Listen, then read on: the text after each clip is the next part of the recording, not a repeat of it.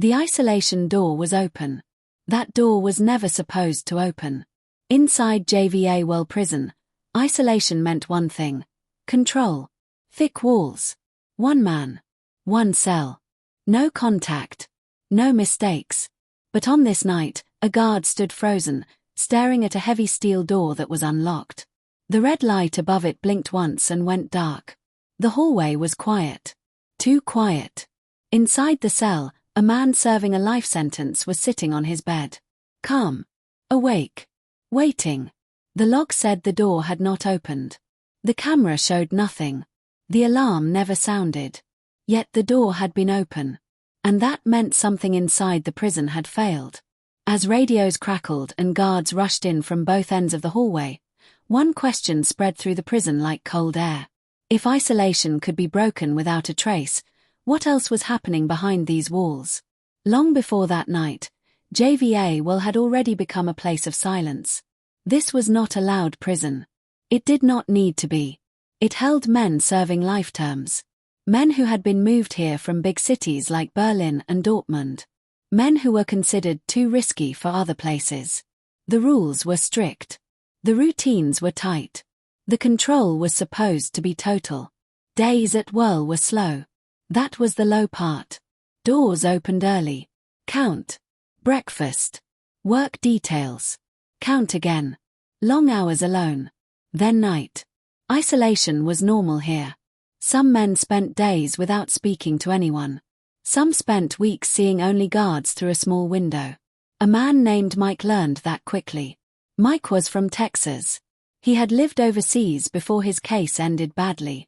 Now he was inside Werl, surrounded by men who would never leave. He was not serving life, but he was close enough to feel the weight of it.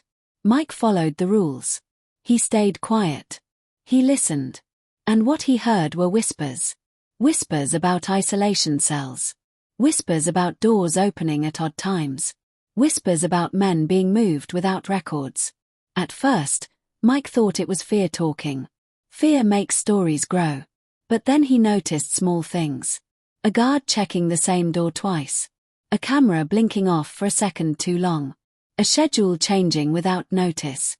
Nothing big. Nothing loud. Just enough to make you wonder. Weeks passed. Low moments filled the days. Men paced their cells. Some counted the bricks in the wall. Some talked to themselves just to hear a voice. Then came a high moment. An inmate refused to return to his cell. It happened during evening count. The man stood still. Arms crossed. Calm. Guards spoke to him quietly. Then louder. He did not move. The hallway filled with guards. Radios buzzed. Orders were given. Finally, the man stepped back into his cell on his own. No force. No alarms. But after that, he was sent to isolation. Mike heard the door slam that night. Isolation was not a punishment here. It was a tool. After that, control tightened. More checks. More silence. Less movement. Men from Berlin and Dortmund were kept apart. Paths never crossed. Times were staggered. The prison was squeezing itself to stay in control. That was another low. Then came the questions. An inmate returned from isolation looking pale and shaken. "What happened?" someone asked. He shook his head. "Nothing," he said. But his hands were shaking. Another inmate was moved in the middle of the night. No notice. No record. The official reason was internal adjustment. Inside, no one believed that. Mike started keeping track in his head. Which doors opened? Which guards worked which shifts? Which lights flickered at night? He did not want answers. He just wanted to understand. Then came the second high. A full wing went into lockdown without warning. No fight. No noise. Just doors slamming shut all at once. Lights stayed on all night. In the quiet, Mike heard footsteps moving where no one should be walking. Slow. Careful. Then a metal sound. A lock turning. The next morning, guards looked tired. One of them avoided eye contact with everyone. No announcement was made. Life went on. But something had changed. Isolation was used more often now. Life-term inmates were kept alone longer. Control measures stacked on top of control measures. It felt like the prison was holding its breath. Then came the night of the open door. The night the isolation cell was found unlocked. The man inside had not moved, had not spoken, had not tried to leave. But the door had been open. As guards closed it and sealed the hallway, Mike sat on his bunk, heart pounding. Because he understood something terrifying. This was not chaos. This was precision. Someone knew the system. Someone knew the timing. Someone knew how to move without being seen. And as alarms echoed through JVA Werl and another lockdown began, Mike realized this was only the start. The isolation had been broken. And the unanswered questions were just beginning. The lockdown lasted longer than anyone expected. Lights stayed on day and night. Doors opened only for count. Guards moved in pairs and spoke in low voices. Radios never stopped. The isolation door was sealed again. Officially, nothing had happened. But everyone inside knew that was not true. The man from the isolation cell was moved to another wing without warning. No announcement. No paperwork anyone could see. His old cell stayed empty, like the prison did not want to remember it. That was a low moment. Silence returned, but it was heavy. Mike stayed on his bunk and listened. He counted footsteps. He noticed which guards walked faster past the isolation wing and which slowed down. Fear has a sound. It sounds like careful breathing. Days passed. Routine tried to come back. Breakfast trays slid through slots. Work details restarted. Men walked their short paths and went back to their cells. But isolation was used more now. Men from Berlin and Dortmund were kept alone longer than before. Some were not allowed yard time. Some lost phone calls without explanation.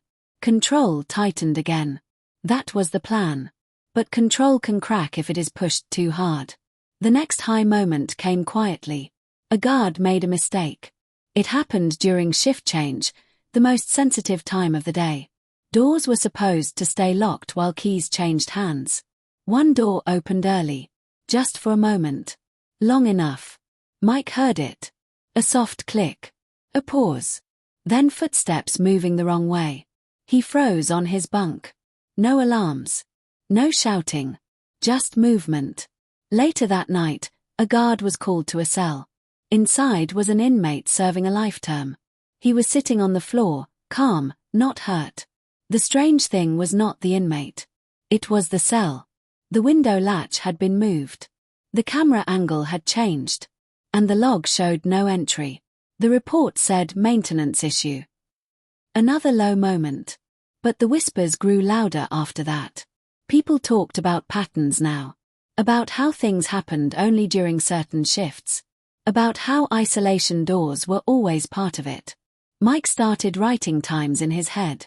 Tuesday nights. Early mornings. Shift changes. Then came the next lockdown. No reason given. No warning. This one felt different. Guards searched cells carefully. They checked vents. They tapped walls. They opened ceilings. Dogs were brought in.